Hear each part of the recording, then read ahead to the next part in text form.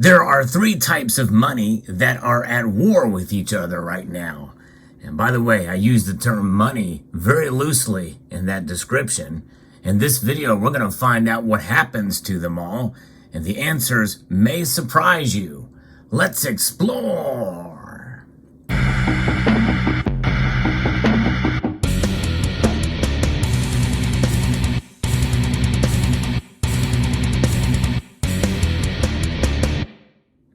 In the beginning, there was gold, and then there was silver.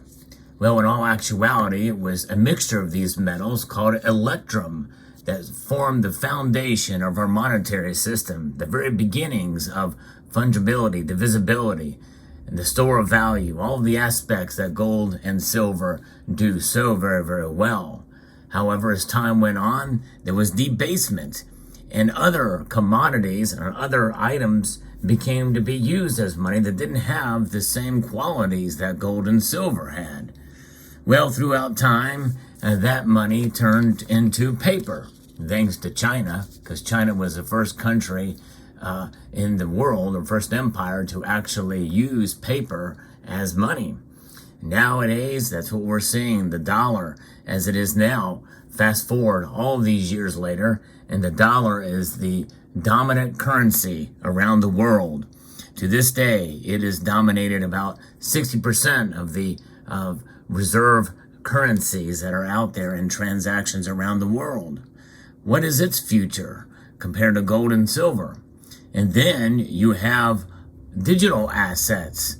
That's right, digital assets. That's what's represented here. This means that it's traceable. This is an orb that essentially can track your every move, essentially. And most people think, well, that's not what's happening with things like Bitcoin and Ethereum, right? Well, technically, the FBI can trace Bitcoin. And so if they can trace it, that means likely they can probably sabotage it and stop it. But who knows when that will happen? So we'll see. But what's going to happen with Bitcoin and cryptocurrencies down the road? Well, we'll discover that as we discuss a little bit more in this video where these things will go. But we've got a lot of different things here. We've got gold and silver of various different forms that you can buy now, although not necessarily in the form that you can use for transactions. In other words, now in this stage in our history, gold and silver are not used as money. They are used as a store of value, though, and they're recognized as a store of value around the world. But the dollar still dominates, and other currencies are used and utilized. In fact, now we're seeing the emergence of governments taking advantage of the technology behind Bitcoin, that traceable, trackable technology, to use it to their own advantage. That is central bank digital currencies. And there is one author named Nassim Taleb, who is the author of a book called Black Swan, and he had mentioned in an interview with Bloomberg Invest in a conference that he felt like that Bitcoin and other digital assets will essentially go away. He's been a very harsh critic of Bitcoin. His reason is that it is not really good for money laundering, and it's traceable, and that's why. And that is the problem with Bitcoin, and is not completely anonymous at this point, but yet its price is still far above what most people could have imagined, although he thinks that it will be short-lived and that it was a fad. So he's writing the obituary for crypto, especially with the FedNow service that's going to be coming on board literally within days of the recording of this video. So what's going to be next for cryptocurrencies? And Bitcoin being the most popular cryptocurrency out there, where will it be in the era of the FedNow, which essentially brings into fruition instant transactions, and that is a thing that is apparently very attractive to some, or that's how they're selling it as an attractive option. But there's a lot in the private sector, even from within banking systems, that make these transactions fairly instant anyway within the private sector. But instead, this will be moved over to the public's or into the private institution of the Federal Reserve, and they will create their own transaction that will form the framework or the rails of crypto of central bank digital currencies. Central bank digital currencies are already being talked about to be enacted in several nations around the world. China is already using central bank digital currencies, and it's only a matter of time before they come to Western nations. There are some African nations that are exploring it, and when that does occur, then what kind of threat is that going to pose to other things that you buy and your privacy? Well, that is certainly going to be something that's going to be under threat, but it really won't manifest itself until central bank digital currencies are well entrenched. So it's going to be a while. And what's going to happen next to each of these different assets? Let's talk first about Bitcoin and cryptocurrencies, because this author, Nassim Taleb, is thinking that Bitcoin is going to go away, and pretty soon after this FedNow service or central bank digital currencies. He said that it will put crypto out of business. He dismissed crypto's appeal with younger investors and claims that the older finance people just don't get it. And he says this is a generational thing. He says it's basically a fad, and it's going to essentially go away. He sees it as sort of a cult with the cryptosphere. And I could see some of that. But then again, a lot of that occurs in anything that people have an interest, including, by the way, precious metals. So there is that. You've got to think about that a cult-like personality or effect can happen in anything, with anything everywhere. And it does, especially in this age of social media that we find ourselves a part of these days.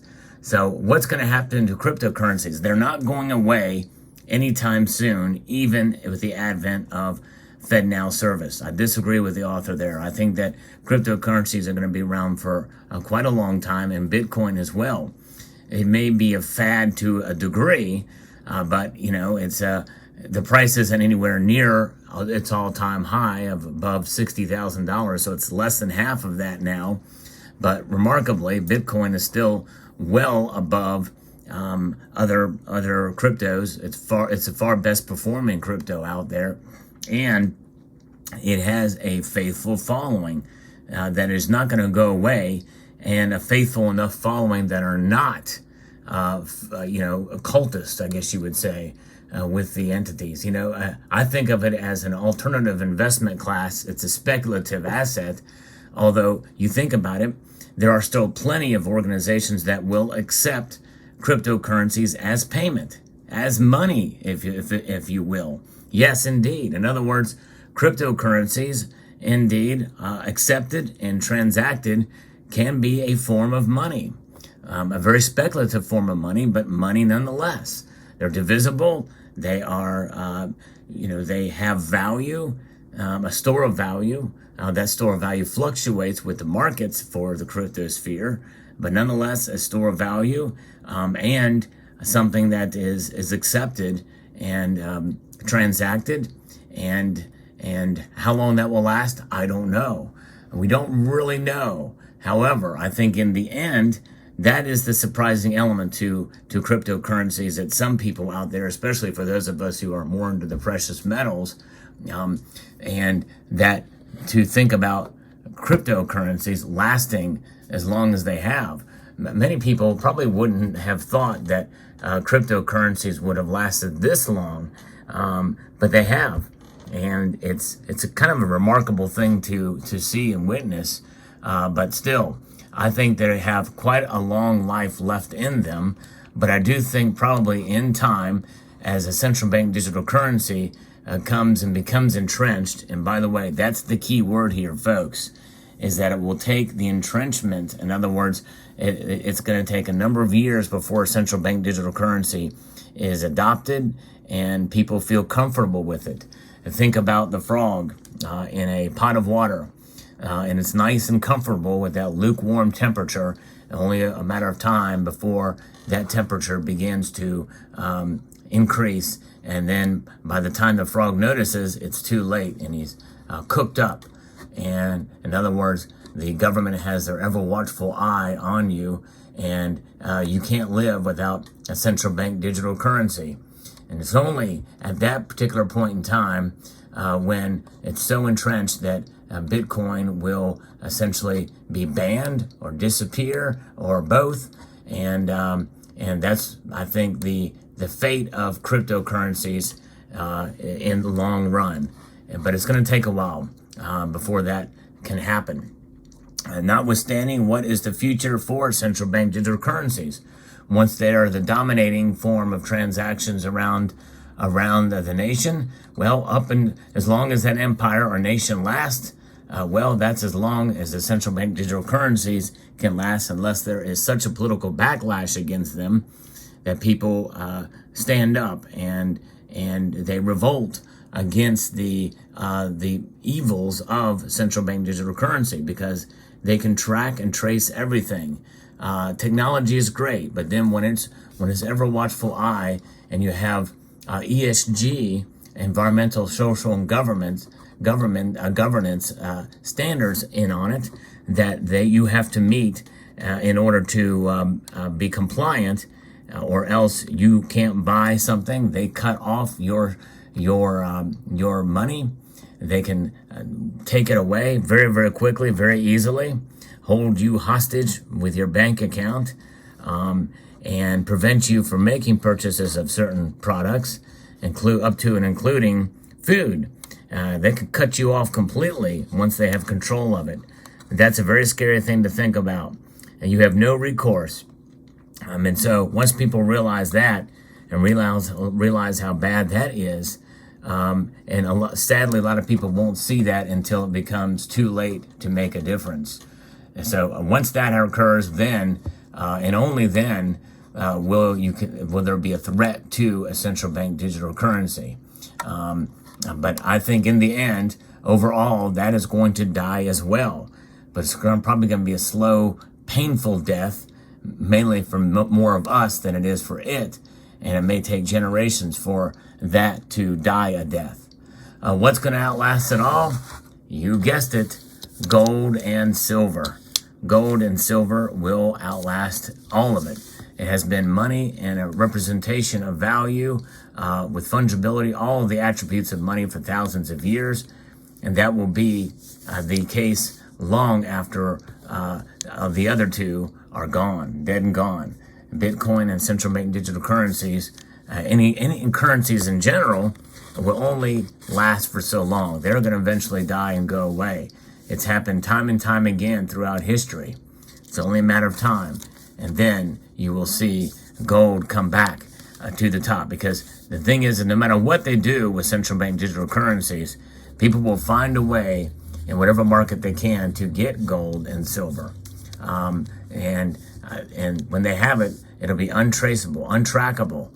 You can always remelt the gold back down and utilize it for whatever purposes you so desire or necessitate. There will be an underground market of gold and silver in order to transact with. And so that's why, in the end, that's probably the least of a surprise to many of us, that gold will outlast